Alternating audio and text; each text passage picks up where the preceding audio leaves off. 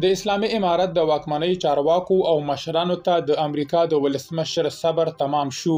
پریکنده او وروستی اخطار ورکړ.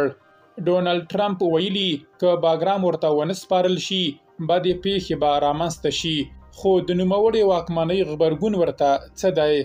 بشپړ جزئیات په ویډیو کې تر پایه وګورئ. پاتمنو لیدونکو ستړي مه شئ. د امریکا ولسمشر طالبانو ته ګواښ وکړ چې که باګرام ور ونه سپاري بدې پیښې به وشي. ډونالډ ټرمپ په تازه خبرداري کې ویلي که افغانستان د باګرام هوایي اډه هغو خلکو ته چې جوړه کړې ده ونه سپاري نو بدې پیښې به رامنځته شي. ښاغلي ټرمپ او سپینې ماڼۍ نور جزئیات نه دي ورکړي چې له کومې لارې غواړي باګرام لاسته راوړي او څه پیښیدونکې بدې پیښې رامنځته کیدای شي. دا خبرداری له هغه وروسته دی چې نوموړي په وروستي ځل بریتانیا او بیا سپینه ماڼۍ کې د باګرام ستراتیژیک ارزښت یاد کړ او د بیرته ترلاسولو خبره یې کړې وه. طالبانو تر اوسه په حکومتي کچه غبرګون نه دی ښودلی.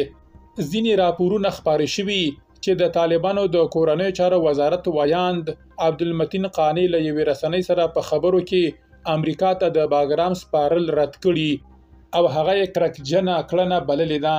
دا په داسې مهال کې ده چې له طالبانو سره د دوحې هوکړې لاسلیکوال زلمی خلیلزاد هم وایي چې ښایي امریکا او طالبان پر باګرام جوړ راشي. تر اوسه روښانه نه ده چې طالبان په باګرام کې د امریکا له پوځي شتون سره پر کومو شرایطو جوړ راځي. هغه جوړجاړی چې په تیرو 20 کلونو کې اشغال بلل کېده.